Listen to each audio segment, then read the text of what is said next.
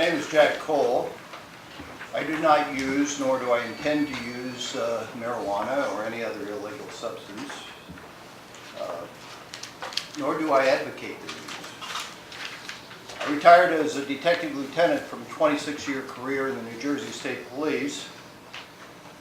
For 14 of those years, I worked as an undercover narcotics agent.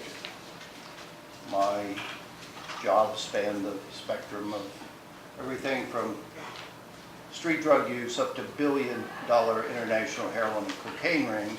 And sadly, I have to report that nothing I did in 26 years reduced the number of drug abusers out there in this country by one person. I'm here today to respectfully encourage this committee to support replacing the current failed marijuana and hemp prohibition laws with a workable system of regulation and taxation. When passed across America, bills such as LD1453 will reduce the harms of prohibition as imposed on our society. It will allow police to return to tracking down violent criminals. It will save us billions of tax dollars while creating an additional revenue of billions more. And it will reduce the number of people using these drugs, especially among our young. I'm the co-founder and board chair of an international nonprofit organization called Law Enforcement Against Prohibition, which goes by the acronym LEAP. It was founded by 5 former cops. I was one of them. And it was founded to give voice to all the law enforcers around who believe that the drug war is not only a dismal failure, it's worse. It's a self-perpetuating and constantly expanding policy disaster. Every year it's worse than it was the year before. Today, we have over 50,000 members. We're no longer just cops. We're cops, judges, prosecutors, prison wardens, DEA and FBI agents, and others. We have membership in 78 countries, including people that sit on our board, like 3 Supreme Court justices from 3 countries, 4 U.S. District Court judges. We were just joined by the former drug czar from 2003 to 2010 of the European Union. He joined us last October. Now he sits on our board. For 40 years, we've fought this war with a budget of over $1.5 trillion and ever harsher policies. We've made more than 41 million arrests in that time of nonviolent drug offenders. Nearly half of those arrests, 41 million, nearly half, were for marijuana charges. 2,300,000 people are in prison in the United States right now, far more per capita than any country in the world. Our rate of imprisonment easily beats out second place Russia, because we have 1.6 times as many people in prison as they do, and easily beats out third place China, for whom we have a rate of imprisonment 6 times their rate. And what do we have to show for all this money that's misspent? All these lives that are destroyed? Today, drugs are cheaper, they're more potent, and they're far easier for our children to access than they were in 1970, at the beginning of this bloody mess, when I started buying these drugs as an undercover agent. Now that's the very essence of a failed public policy. As public servants, we all work to ensure quality of life for our citizens, and we seek and support decisions that favor the greater social good. Having an arrest of any kind on your record is certainly a life-altering event. It will impact social status, employment status, the ability to secure housing, and it will certainly increase stress within a family unit. Drug charges and conviction will destroy a college student's opportunity for continued federal financial aid. According to government sources, There are 97 million people in the United States today who admit to having used marijuana, including Presidents Clinton, Bush, and Obama. How fortunate, I believe, we are in many ways that we haven't managed to arrest and prosecute all those people. Nearly 1,000 young people, however, were arrested by me and went to prison for experimenting with drugs.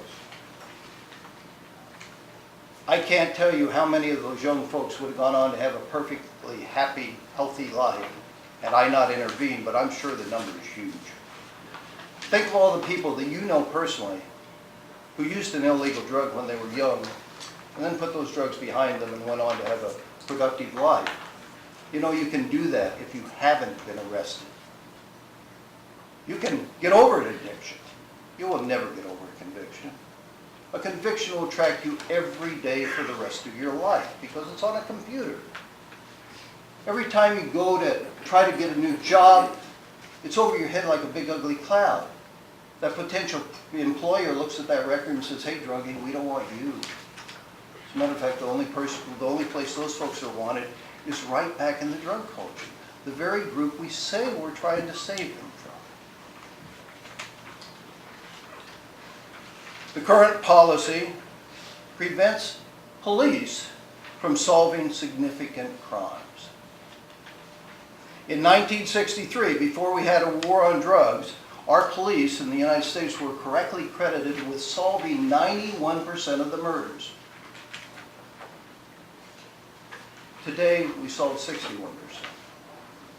And it's not just murders, it's all major crimes. The crime rate in the United States has dropped 40% since the 1990s.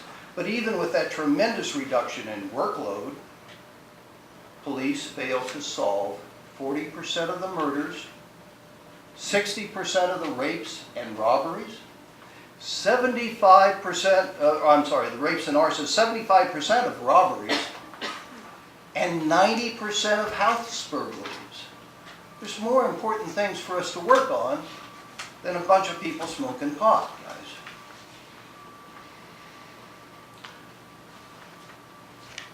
And you've got to ask yourself, what's happened? Did we become incompetent? You know, we have more police per capita than we had before the war started in 1970. They're better paid, better educated. They've got technology at their disposal that we never considered back then. So how could they be solving 1/3 less murders? Well, the 50,000 cops, judges, and prosecutors of LEAP believe it's because we spend so much time and energy chasing around nonviolent drug offenders that we just don't have time to protect our citizens from violent predators, from child molesters. And we say, let us get back to doing what we do best, protecting you from me from somebody else. We were never meant to protect each individual from his or herself. But that's the job we have with the drug war. In addition to the lives that are needlessly destroyed by arrests and for nonviolent drug offenses, and the valuable time of our law enforcers that's being wasted, the financial repercussions of the drug prohibition are staggering. A 2008 report that was commissioned by LEAP and written by Harvard University economics professor Jeffrey Myron estimates that drug legalization would reduce government expenditure by $44 billion annually, with roughly $30 billion of that accruing to the state and local governments, and $14 billion to the federal government. Approximately $13 billion of these potential savings annually would result from the legalization of marijuana alone. Dr. Myron further estimates that drug legalization would yield tax revenue of $33 billion if we just tax these then legal drugs at the rate of alcohol and tobacco. Approximately $7 billion of that annually, and that annual revenue, would be the direct result of regulation and taxation of marijuana. Beyond that, there are the untold billions of dollars that would be generated by allowing hemp to once again be grown in the United States and processed into its 5,000 useful products. Current policy also results in our children, and this is something that Representative Byrd was worried about, and I agree. Current policy also results in our children telling us it is easier to buy illegal drugs than it is to buy beer and cigarettes. They've said that in every government survey for the last 30 years. Mr. Cole, but not per se timing you, but if you could... I've got 2 more sentences. Wonderful. There are a number of people waiting to testify, so thank you.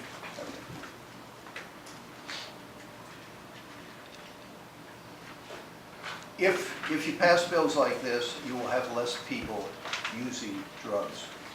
We know that because this has occurred in every country where the countries have reduced some of these repressive laws with decriminalization.